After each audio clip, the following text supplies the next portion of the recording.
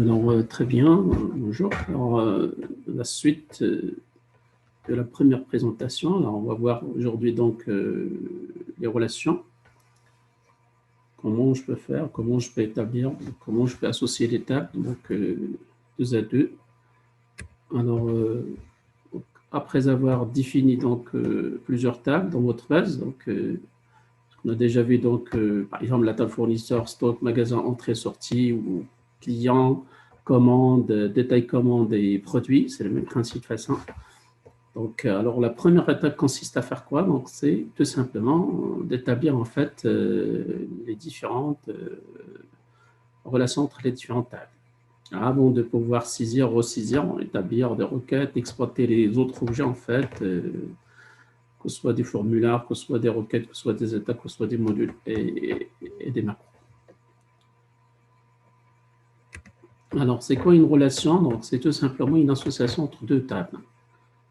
La table 1 et la table 2, la table A et la table B. Donc, comment je peux faire? Donc, c'est quoi le principe en fait? Pour établir, pour associer deux tables, tout simplement, il faut mettre en évidence deux champs donc, principaux. Donc, c'est la clé primaire dans la table principale et la clé étrangère qui se trouve dans la table secondaire. Donc, il faut constater la clé primaire dans la table principale qui passe dans une autre table. On dit c'est une clé étrangère. Alors, pourquoi? Donc, tout simplement pour faire une association entre deux tables, table 1 et la table 2. Alors, généralement, on distingue donc, trois types de relations. Il y a la relation 1 plusieurs, un n. Alors, Access l'interprète de cette manière-là, à l'infini, on verra ça.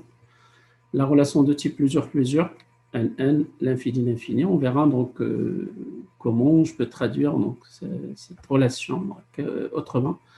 Donc, on va revenir tout simplement à deux relations, un plusieurs. Donc, on verra donc avec une table intermédiaire à rajouter, à créer. Et la relation 1-1 qui est rarement trouvée. Donc, normalement, la recommandation au moment de la conception, au moment de la modélisation à l'aide de la méthode Merrius ou autre méthode. Donc, généralement, si on se retrouve avec la relation 1-1, c'est quoi la recommandation? C'est de fusionner les deux tables. Et on se trouve avec une seule table. Mais parfois, on verra donc, quand est-ce qu'il faut diviser la table. Donc, on verra donc par la suite quand est-ce qu'on peut donc exploiter, créer donc la relation 1. Bien. Alors, la première relation, comme je l'ai dit, c'est la relation la plus courante, la plus utilisée. Tout le temps, on se trouve avec la relation 1 plusieurs. Donc, c'est quoi l'interprétation générale? C'est un enregistrement de la table A correspond à plusieurs enregistrements de la table B. Et à chaque enregistrement de la table B ne correspond qu'un seul enregistrement de la table A. D'accord? Donc, à titre d'exemple, bien évidemment, au moment de la conception de la modélisation, donc, il faut demander la règle de gestion. Alors, par exemple, dans notre cas, donc, la gestion des commandes, alors un client peut réaliser combien de commandes? En réalité, généralement, un client peut réaliser plusieurs commandes. Mais je peux changer les règles. Hein, donc, alors, également, en flottant, donc, un client peut réaliser plusieurs commandes, un infini, et une commande est réalisée par un seul client, flottant. Donc, il faut lire, bien évidemment, la relation, l'association dans les deux sens, la table A et la table B. D'accord. Ça, c'est le premier type. Alors, le deuxième type, c'est la relation plusieurs, donc plusieurs à plusieurs, pardon. Donc, c'est quoi l'interprétation? Donc, un enregistrement de la table A correspond à plusieurs enregistrements de la table B, et inversement, c'est-à-dire un enregistrement de la table B, la table 2, correspond à plusieurs enregistrements de la table A. Donc, la suite des règles, on a déjà défini la règle 1 et la règle 2. Alors, la règle 3, donc, je peux par exemple dire donc, une commande donc, peut contenir plusieurs produits. Et un produit flottant peut apparaître dans plusieurs commandes. C'est ça la réalité. Donc, dans une commande, je peux commander plusieurs produits. Un produit, je peux bien évidemment donc, le vendre dans plusieurs commandes. Alors, qu'est-ce qu'on va se trouver avec la relation plusieurs? Normalement, au moment de la modélisation, donc c'est un n ou 0 n avec 0 n. Donc, c'est la modélisation, ça, je ne parle pas. Donc, mais vous aurez donc une relation plusieurs ici. Alors, c'est quoi le principe? Alors, tout simplement, au moment de la conception, au moment de la modélisation, tout simplement, ce type de relation n'est pas possible. Donc, ce Access. Donc, qu'est-ce qu'il faut faire? Il faut créer donc une table intermédiaire. C'est la table de jonction. Donc, la table de jonction ici, donc dans notre exemple, c'est la table. Donc, on se trouve avec quoi? Donc, une relation plusieurs. On n'est que, en fait, donc une relation plusieurs à plusieurs. D'accord? Donc, commande, il va être lié avec la table ligne, la détail commande, et également produit avec la table ligne. D'accord? Donc, bien évidemment, au moment de la modélisation à l'aide de la méthode Norris, vous allez passer de MCD vers le modèle MLT. Donc, il y a des règles à suivre. Donc, mais ici, donc, j'explique en fait d'une manière simple donc, les choses. Donc, en réalité, on se trouve uniquement donc, avec la table client, commande, produit. Et on a rajouté la détail commande juste pour régler le problème de la relation plusieurs. C'est ça le principe. Et vous aurez ça au moment de la conception des bases. Donc, vous aurez ça dans le module système d'information. Bien. Alors, également, la dernière relation, c'est la relation 1-1. Donc, c'est quoi l'interprétation générale?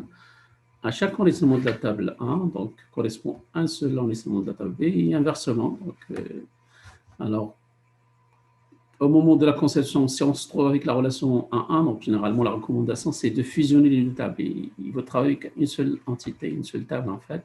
Par contre, parfois, donc, vous pouvez utiliser une relation 1-1 pour diviser une table qui a de nombreux champs, pour alléger un petit peu la table. Donc, sinon, pour des raisons, pour isoler une partie, donc pour des raisons de subtilité, vous allez partager que les informations couramment partagées, par exemple, donc pour la table client, par exemple.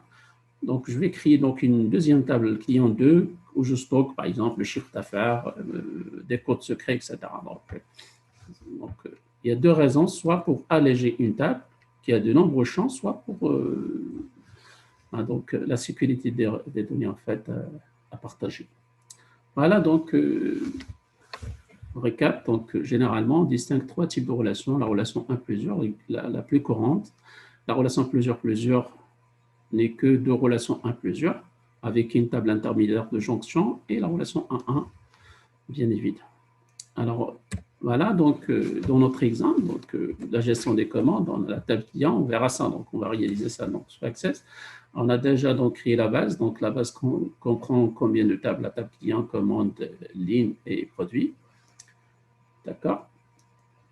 Donc, alors la relation client-commande, c'est 1 plusieurs, également commande, ce qu'on vient de présenter, ce qu'on vient de dire. En fait, on verra ça, donc on va faire une démonstration réelle sur Access. Très bien. Alors, très bien, on suppose que vous avez déjà créé donc la base. On a déjà donc la dernière fois créé donc les 4 tables. Vérifiez ce que vous avez la bonne structure. D'accord?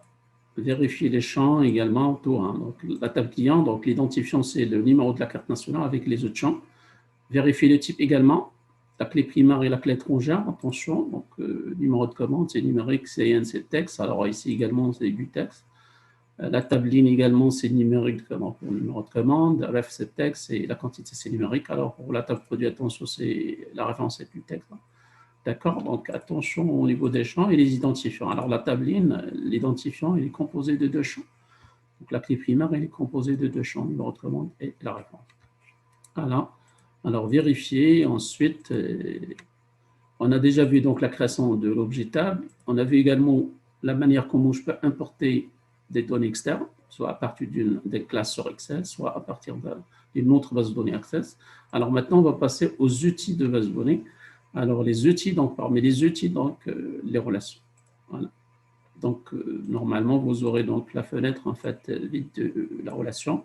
Alors l'assistant vous régénère la liste des tables que vous avez dans la base. Alors nous avons 4 tables, on va les rajouter facilement. Voilà. Vous pouvez les structurer de votre façon, donc facilement. Vous pouvez les déplacer rapidement, facilement. Donc, voilà. Très bien. Alors, la première relation, c'est un client peut réaliser plusieurs commandes et une commande est réalisée par un seul client. Alors, qu'est-ce qu'il faut faire? C'est quoi la manière? Tout simplement, il faut glisser la clé primaire et la clé étrangère. Attention, les deux doivent avoir le même type. Alors, je glisse, voilà, et je relâche. L'assistant vous régénère la modification de la relation, tout simplement. Alors, vous aurez donc la table client, le numéro de la carte, et également le numéro de la carte dans la table client. Ça, c'est clé étrangère, ça, c'est la clé primaire. Parfois, donc, je glisse donc, vers le numéro de commande, par exemple, je se retrompe parfois, donc le glissement. Alors, il faut rectifier ici, tout simplement. Toujours, il faut avoir la clé primaire et la clé étrangère pour définir, bien évidemment, la relation entre les deux tables, la table client et la table. Si vous faites la création sans activer ces options, bien évidemment, la relation, c'est 1 plus 0. Si vous faites la création, vous aurez l'association, vous aurez la relation, mais sans contrôle. D'accord? Vous aurez donc, mais sans cardinalité, vous n'aurez pas à l'infini. Vous n'aurez pas le contrôle des données. Donc, au moment où, par exemple, je vais saisir un client ici, donc je vais saisir une commande réalisée par un client, il ne va pas vérifier ce que les clients existent ou non. Alors, c'est quoi le problème? On se trouve avec une commande qui est affectée à un client qui n'existe pas. Attention à ça. Donc, qu'est-ce qu'il faut faire? Il faut rectifier, donc modifier. Il faut appliquer l'intégrité de ton référenceur. On verra donc quelques informations sur l'intégrité de ton référenceur par la suite. On va détailler cette notion par la suite. Alors, il faut appliquer l'intégrité référentielle pour avoir la cohérence, pour avoir le contrôle. Le système va contrôler selon les règles, bien évidemment, définies. Alors, OK, donc voilà, à l'infini, donc un client peut réaliser plusieurs commandes et une commande est réalisée par un seul client. Alors, voilà, donc la première. Et par la suite, donc, c'est le même principe. Je glisse correctement, donc j'applique l'intégrité, la relation, c'est 1 plus 0. Et la même chose, référence à référence, et voilà. Donc, je relâche et j'applique. J'obtiendrai également le même principe. Donc, voilà. Donc, ça, c'est bien évidemment, je parle de la relation 1 plus 0. Ici, c'est la relation plusieurs. On a créé une table intermédiaire, on se trouve avec deux relations 1 plus 0. Alors, il nous reste le dernier type, en fait, c'est la relation 1-1. Qu'est-ce qu'il faut faire pour. Alors, je vais sauvegarder. Alors, pour réaliser ça, donc, on va réaliser une deuxième. Donc, on va créer une deuxième table. Donc, c'est la table client. Alors, je vais garder le même identifiant, celui du texte. Et je rajoute, par exemple, le chiffre à faire, par exemple. On va faire un du numérique. Également, code secret ou d'autres. D'accord. Voilà. C'est, par exemple, du texte, par exemple. Alors, l'identifiant ici, c'est le numéro de la carte. C'est une autre table associée à la table client. Alors, on va la nommer donc client 2, par exemple. Donc, c'est d'autres informations sur le client. OK, donc vous aurez donc bien évidemment dans votre table, à part les tables, les 4, je rajoute la cinquième, c'est la client 2, qui est associée à la table client 1. D'accord?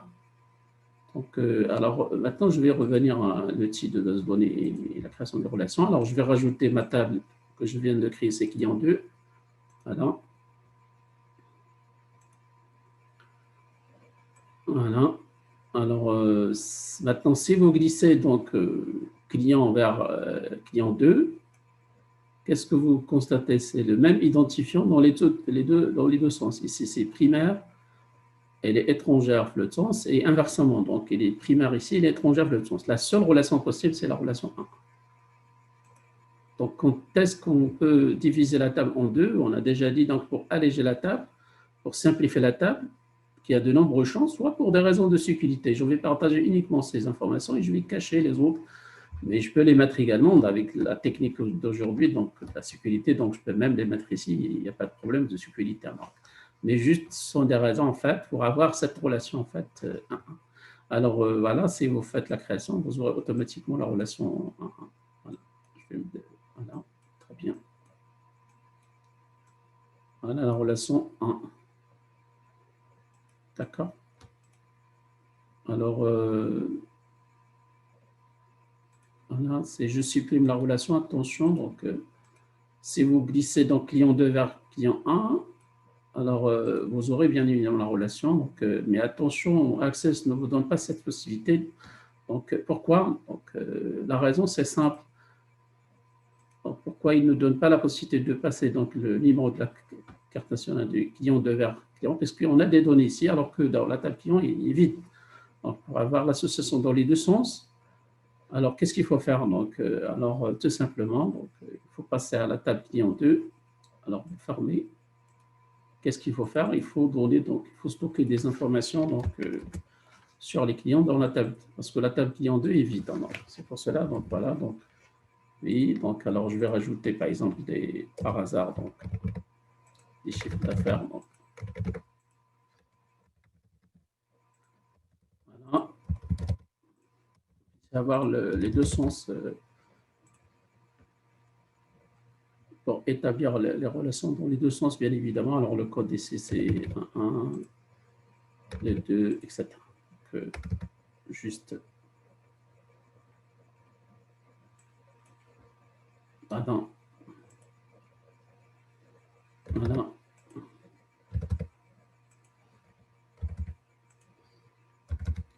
Voilà, vous stockez donc des données donc, aléatoires. Alors, si vous sauvegardez maintenant, alors je ferme également la table client. Alors, si je reviens en relation, maintenant, si j'ai établi la relation dans ce sens-là, il n'y a pas de problème.